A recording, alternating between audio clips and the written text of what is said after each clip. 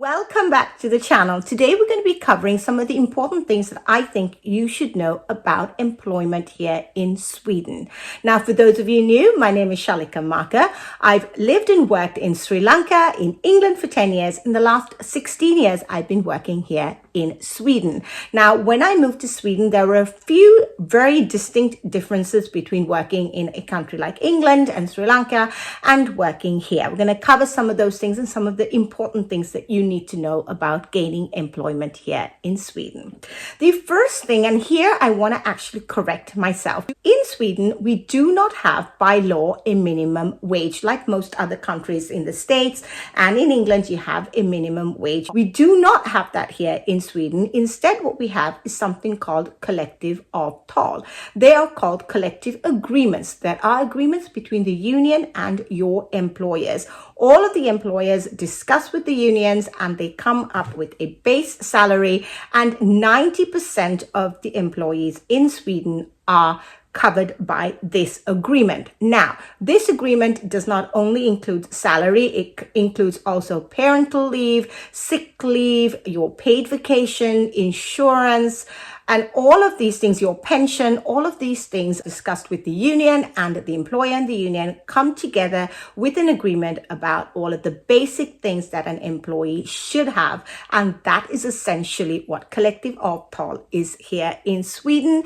And that is why they do not have a minimum wage. A second thing that you need to know, and it's a misconception by a lot of foreigners, is that you don't need Swedish to get a job here.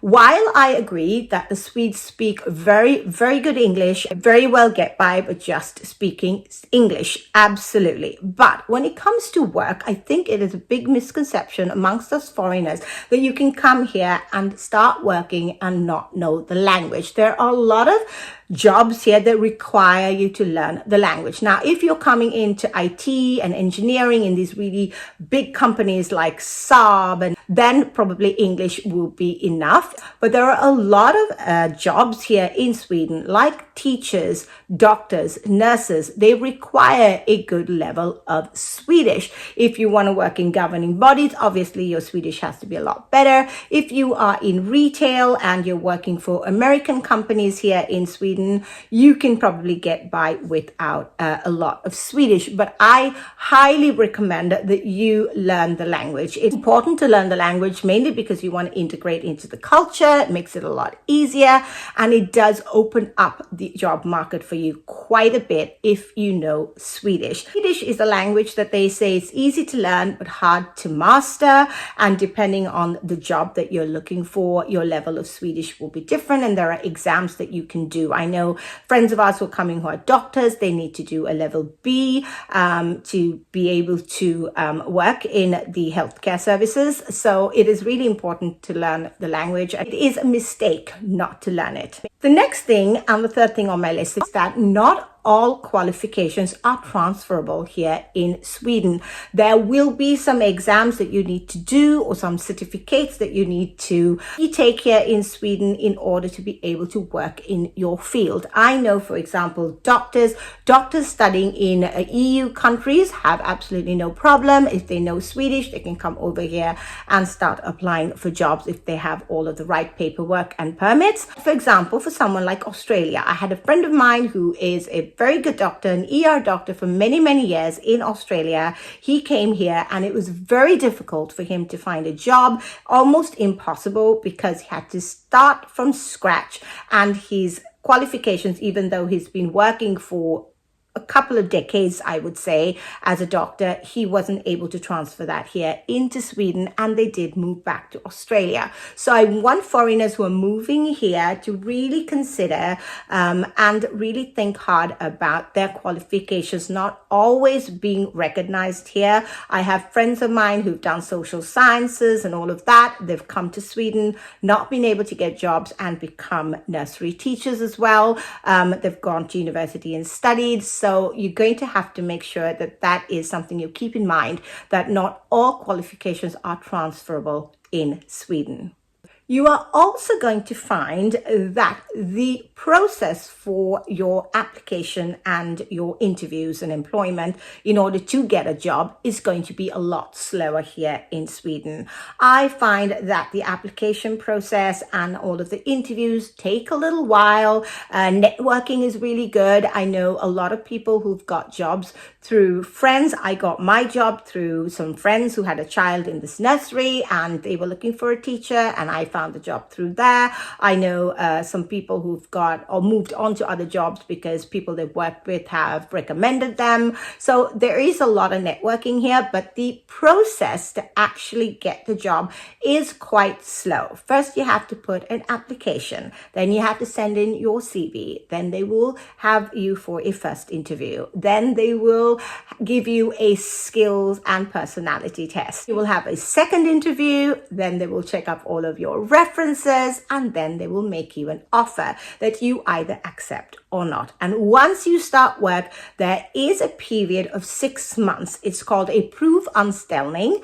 It is a period of 6 months. It's a trial period of 6 months, which you and your employer have the right at that time to decide whether you're a right fit for the job or not. So that's really something to take into consideration, that the application process and the interview process can be quite slow. So please be patient. Another thing you might notice, especially if you're coming from a country like England or the States, that the salaries are a little bit lower here in Sweden. Or some people I know work in finance who work here and work in England who earn so much more in England, and they've moved there to work. Even as dentists, you get a lot more money in a country like England than you would do here in Sweden.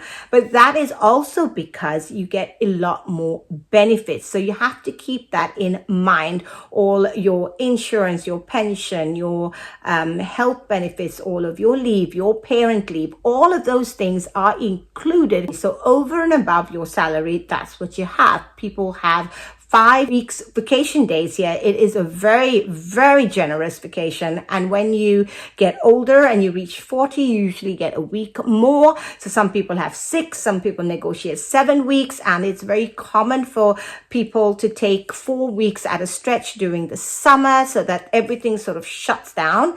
During summer, it's very, very quiet just to recharge your batteries. And if you're not used to having 4 weeks every year together in a lump in the summer, you're going to find it a bit weird, but it's really great to recharge and get back to work. I think it's amazing. Me time with my children and my family and my husband, which I think is invaluable. And that's why the next one I'm going to talk about is one of the main reasons most people love Sweden is the work-life balance. I'm going to do a video about employment here in Sweden and not talk about work-life balance. Work-life balance here in Sweden is bar none. I'm considering all of your parent leave, all of your semester days or your vacation days, all of your sick pay, all of that. It really makes Sweden's work-life balance one of the biggest advantages of living here and working here in Sweden. I don't think very many countries come close to Sweden and how well they treat their employees and how much semester or vacation time you get here while working. And then if you're a parent, you're in parent leave, it's a lot of days, and absolutely nobody complains here if you take your leave. You are required to take your leave. You are required to take your parent leave. So nobody makes you feel bad for taking your leave. I remember working in England and I felt really bad every time I wanted to go to Sri Lanka and I took 3 weeks off. It was always such a big issue. And then sometimes I would come back and fall sick and they'd make you feel bad about falling sick. And it's just really, really not a nice feeling. But here in Sweden, it's something that I really had to get used to, that I could be away from work. And when you're away from work, nobody contacts you. Nobody wants to disturb you. Your semester, your vacation time is your vacation time. Very rarely do they call and ask you things. And even if they do, they're very, very apologetic, because in Sweden, they take your vacation time and your parent leave and your right to have these things very, very seriously. Next thing you should be aware of is that most people here in Sweden join a union. I would recommend, highly recommend, that you join one. This was quite new for me as well. Moving from England and Sri Lanka, working in both those countries, I was never part of a union, but once moving to Sweden, I became a union member, and it gives you a number of advantages. And I think it's really, really important. Now, if you're talking about unions, I did some research, and my husband works a little bit with this. So what I understand, it's almost like a triangle. You've got the union, the main union body at the top, and then you've got smaller unions, and then that's divided in. So most different jobs have different types of unions. So within my work, I have two types of unions. You can use Kommunal, which is one I'm in, and there's one called Lärarförbundet, which is especially for certain type of teachers. So there are two of those, but those will be only specific to this kind of job, is what I understand. If anybody else watching, it is a little complicated. So if you can shed some light on this, please do in the description box below. I would recommend talking to somebody in the workplace, somebody who's already working there. They've probably already joined a union. I think roughly about 90% of the people here in Sweden are probably with the union, those working. I think it's a very important part here. Definitely great to find somebody who's already in a union, get some expert advice from them. You could go to HR and check with the company you're working with. But I think it's really important that you join a union here, because they do negotiate salaries and your pay and your leave and sick leave. All of those things are negotiated by the union. And if you have a problem and you have to leave work, they will negotiate a good exit package for you. So you really want to make sure that you join a union. I think it's important here in Sweden. And finally, the one I want to talk about, which really surprised me a lot, is the sick pay here in Sweden. Now, most countries, from what I understand and where I was working in, if you fall sick, you start getting paid from the first day you're sick to a week or 7 days or however long it is, until you have to get a doctor's note to prolong your sickness and get paid. Swedish companies, you will notice that you don't get paid for the first day of your sick leave, which is an important tactic on their part. Although it deters people from taking a sort of random day off. For example, on Sunday you went binge drinking with your friends and you couldn't get to work on Monday, so you stayed at home. Then you would think twice about doing something like that.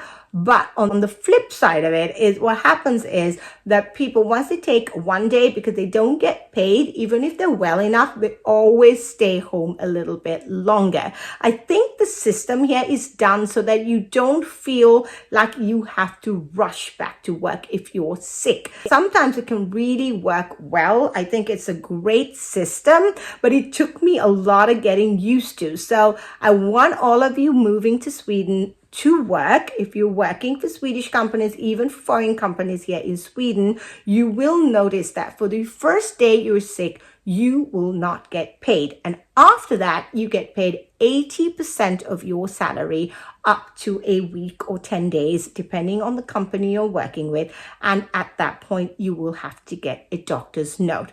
In most other countries, if you fall sick during your vacation days, you have to just take your vacation days. That's what I understand. So if you are sick here during your holidays, just remember you can call in sick and save your holiday days, which I think is amazing. It's something that I was not used to. I left it for the last, but I'm hoping most people watch right to the end. But I hope this video has given you some interesting insights into employment. These are just my thoughts, my research, and things that I've experienced here in Sweden. Please do your research if you're moving to Sweden and want to gain employment here, or you're married to somebody and you're moving here and you want to look for a job. I hope these things help you. To any Swedes watching, please correct me. As always, that is the only way I'm going to learn as well. I do these videos because I want to give Sweden the credit that it's due. And in my next video, we are going to be talking about something that you might not have known about Sweden.